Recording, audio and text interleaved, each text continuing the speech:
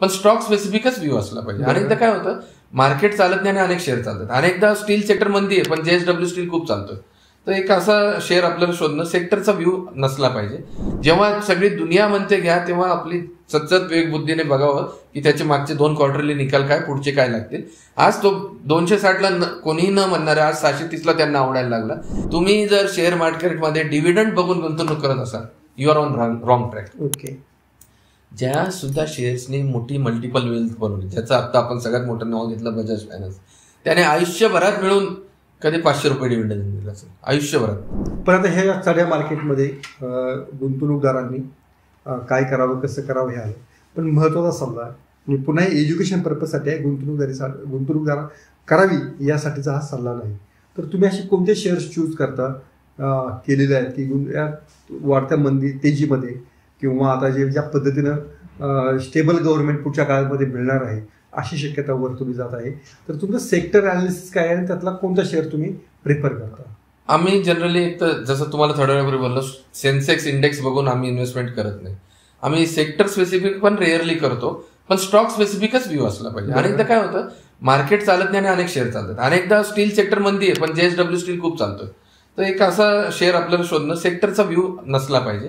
आणि मागं मला आठवतं, आम्ही लेट्सअपवर एक 4-6 महिन्यापूर्वी एक कार्यक्रम असाच केला होता, नोटबंदी किंवा काय झालं होतं, तेव्हा तुम्ही विचारलं की तुमचे क्लायंट काय खरेदतात. हा खरेदीचा सल्ला नव्हे किंवा काय नाही, हे फक्त एक इन्फॉर्मेशन आम्ही शेअर करतो की आमचे क्लायंट काय. तेव्हा मी तुम्हाला वारंवार रिपीटेडली बिर्ला सॉफ्ट बोललो होतो, आणि तेव्हा बिर्ला सॉफ्ट रोज 450, 400, 300, 250 आला होता, आणि 272च्या आसपास आपण काय डिस्कस केलं होतं जानेवारी, फेब्रुवारी किंवा अगदी जूनमध्ये पण.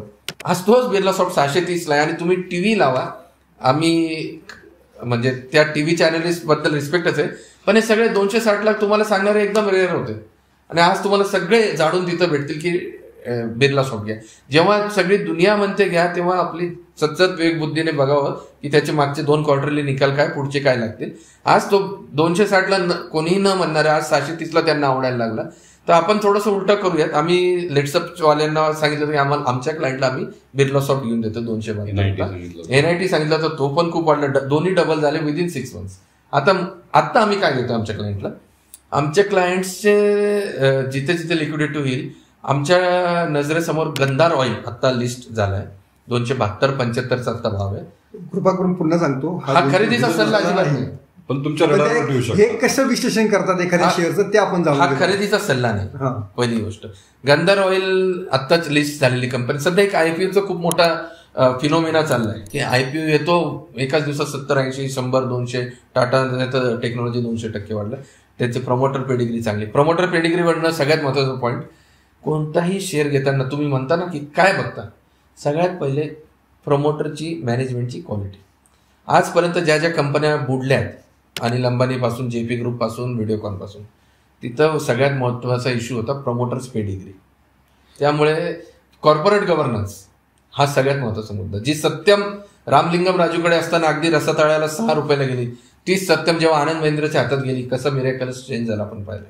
तर प्रमोटर्स पेडिग्री खूप महत्त्वाची आहे. आता आम्ही काय घेतोय, आम्ही हिकाल म्हणून एक केमिकलमध्ये कंपनी, 280-82-90 चा भाव चाललाय. Chemical stocks are not doing good for last 1 year.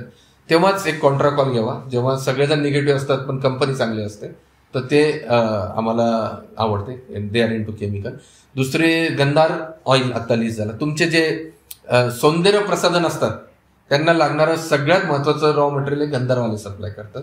आणि सौंदर्य प्रसाधनवरनं एक अनेकदा आपली वैयक्तिक चर्चा होते, PE मल्टिपल आपण बोलत असतो, म्हणजे असं किती प्रॉफिट करते की किती वर्षात तो प्रॉफिट केला की ते कंपनीचं मार्केट कॅप रिकव्हर होईल. नायका सारखी कंपनी लिस्ट आहे, तिचं म्हणजे काय PE मल्टिपल हे सगळं आम्हाला बाउन्सरच आहे. म्हणजे आम्ही 22 वर्षाला 21 वर्षाला शेअर मार्केट करतो तरी बाउन्सर आहे. तर ते समजत नाही. पण गंधारचा आपल्याला शेअर कळतोय, प्राइस टू बुक व्हॅल्यू 2.5 ते 3.5 प्राइस टू बुक व्हॅल्यू आहे. त्याच्यानंतर PE मल्टिपल असं ते आत्ता लिस्ट झाल्यामुळे त्यांनी अजून रिझल्ट पब्लिक नाही केले, पण एक 15-20चा PE मल्टिपल फॉरवर्ड असेल. आता PE मल्टिपलवर मला तुम्हाला एक सेकंद सांगावं लागेल. कधी कधी लोक म्हणतात अहो या सिंगल डिजिट PE मल्टिपल या चालतच नाही, त्यांना PE मल्टिपल 50-60चा त्या चालतात. PE मल्टिपल जेवढा कमी तेवढी त्याची फायनान्शियल फंडामेंटल मजबूत, हा एक जनरल रूल आहे. पण याला एक वेगळा विषय आहे, काही गोष्टी या दरवर्षी फक्त काही कंपन्या दरवर्षी फक्त 5-10 अशी मॉडरेट ग्रोथ दाखवतात. तर मॉडरेट ग्रोथ दाखवणाऱ्या कंपन्या या व्हॅल्यू कंपन्या समजल्या जातात आणि ग्रोथ दाखवणाऱ्या कंपन्या ग्रोईंग कंपनी समजतात. व्हॅल्यू कंपन्यांना खूप विशेष पी मल्टिपल दिलं जात नाही. व्हेरॅज ग्रो करणाऱ्या कंपन्या बजाज फायनान्सला अनेक वर्ष 40-50-60चं मल्टिपल, कारण की त्याने अनेक वर्ष परफॉर्मन्स तसं दाखवलं. त्यामुळे आणि आपण अनेक गव्हर्नमेंट ऑफ इंडियाचे स्टॉक बघतो जे डिव्हिडंड खूप देतात. डिव्हिडंडवरनं मी विसरण्याच्या आधी महत्वाचं पॉईंट सांगतो. तुम्ही जर शेअर मार्केटमध्ये डिव्हिडंड बघून गुंतवणूक करत असाल, you are on wrong track. Okay. ज्या सुद्धा शेअर्सनी मोठी मल्टिपल वेल्थ बनवली, ज्याचा आता आपण सगळ्यात मोठं नाव घेतलं बजाज फायनान्स, त्याने आयुष्यभरात मिळून कधी 500 रुपये डिव्हिडंड दिलं असेल आयुष्यभरात. ओके. 500 रुपये रिटर्न. पण रिटर्न तर तुम्ही जर डिव्हिडंड साठी असाल, म्हणजे मी तुम्हाला एक सोप्या प्रॅक्टिकल भाषेत सांगतो. तुम्ही 10 लाख शेअर 10 लाख रुपये डिव्हिडंड देणाऱ्या कंपनीत लावले, जे तुम्हाला 7% डिव्हिडंड देतो वार्षिक. मग तुमचं एक मन सुखवत, अरे बँक एफडी एवढं तर डिव्हिडंड देतं. बट तुम्ही जे 10 लाख लावले त्याच्यावर 60% डिव्हिडंड काढल्यावर त्याची वाढ 0च आहे. आणि दुसरी कंपनी जो तुम्हाला 0.5% पण डिव्हिडंड देत नाही, पण ते तुमचे 10 लाखाचे 13 लाख झाले, which is better option. Sir don't consider dividend as your investment parameter. बरोबर. ओके. डिव्हिडंड बघून नाही तर त्या शेअरमध्ये काय वाढवू शकते ते बघून. सध्या आमचा जोर इकाल, आम्ही आमच्या ट्रेडिंगला घेतो विकतो. आम्ही ट्रेडिंग करतो ऑन बिहाफ ऑफ क्लायंट. आम्ही घेत असतो विकत असतो. पण जर आमचे काही क्लायंट आम्हाला विचारतात दीर्घकालीन कोणतं चांगलं शेअर, तर आम्ही त्यांना इकाल सांगतो. गंधार ऑइल आम्ही सांगतो. आस्क ऑटो म्हणून एक आत्ताच लिस्ट झालेला आहे. दे आर इन टू ब्रेकिंग, म्हणजे 2 व्हीलरचे जे ब्रेकिंग सिस्टीम असते ते बनवण्यात येते. पण तो कोणत्याही मंदीत आला तर घ्यावा. आस्क ऑटो आत्ता 288 आजचा भाव आहे, तो मंदीत आला तर घ्यावा. आम्हाला लक्ष्मी ऑर्गॅनिक्स म्हणून परत एक केमिकलची कंपनी, ती पण चांगली वाटते. ती सुद्धा 280च्या आसपासचा भाव चाललाय. आणि रुपा, अनेक वर्ष आपण होजियारीमध्ये रणवीर कपूर पासून मोठमोठे लोक ब्रँडिंग करतात. रुपया इज इन टू होजियारी, तर ती एक कंपनी चांगली वाटते. 270-75चा भाव आहे. आपण यांनी म्हणजे सगळे जे आहेत हे मिड कॅप किंवा स्मॉल कॅप आहे, अशा पद्धतीने सगळे शेअर्स सुचवलेले आहेत. तरी म्हणजे पण लोकांचा ओढा हा थोडा लाल, म्हणजे त्यांना HDFC, कोटक, इन्फोसिस, TCS आवडतं, तर त्याच्यावर काय व्ह्यू घ्यावा?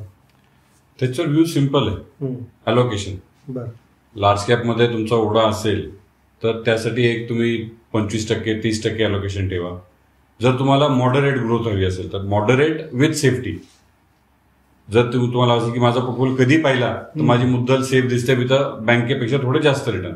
बट तुम्हाला जर जसं आपण सुरुवातीला बोललो मल्टीबॅगर रिटर्न किंवा बँकेपेक्षा डबल ट्रिपल रिटर्न हवे असतील आणि तुमची रिस्क कॅपिटेट असेल, you should allocate 60 to 70% of your capital into small cap and mid cap shares. Okay. तर हा पण नियम तुम्ही लक्षामध्ये त्या संदर्भात उदाहरण श्रीनिवास तुम्हाला चांगल्या पद्धतीने दिसेल. कोरेगाव पार्काचं उदाहरण. आणि हा म्हणजे आता आम्ही कायम क्लायंटला सांगतो, रिअल एस्टेटचं एक रिअलिस्टिक उदाहरण देतो.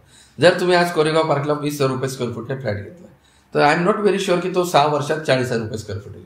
पण जर तुम्ही आज वाघोलीला 50 लाख रुपये एकरची कुठं आतमध्ये जागा घेतली, तर तिला चान्स 1 कोटी म्हणजे डबल व्हायचा जास्त आहे कोरेगाव पार्कच्या भावापेक्षा. परंतु कोरेगाव पार्कच्या फ्लॅटमध्ये जागेमध्ये जी सेफ्टी तुम्हाला आहे ती वाघोलीमध्ये नाही. बरोबर. तर त्यांचे प्रोज कॉन्स असतात, प्लस पॉईंट असतात त्या अनुषंगाने. आणि तुम्ही स्टार्टिंगला एक HDFC बद्दल विचारलं की 3 वर्ष काहीच नाही केलं. तुम्हाला लक्ष असेल 2023च्या आधी 2.5 वर्ष जवळपास विराट कोहलीचा परफॉर्मन्स अगदी टीम मधनं काढावा का असं झालं. तर पण शेवटी विराट कोहली हा विराट कोहलीच असतो. जेव्हा परफॉर्मन्स केला तर आपण पाहिलं तसा HDFC हा HDFC असतो. भारतात खूप सारे लोक HDFC लवर आहेत आणि they are right. They are in very nice stock, perfect management. आजपर्यंत दीपक पारेख पासून आदित्यपूर पासून केकी दाढीसाठी सगळीच मॅनेजमेंट चांगली आहे. त्यामुळे डंक नव्हे HDFCला. कधी वाढणार तर त्याला आम्ही चांगलं उत्तर देत असतो, नॉट इमिजिएटली बट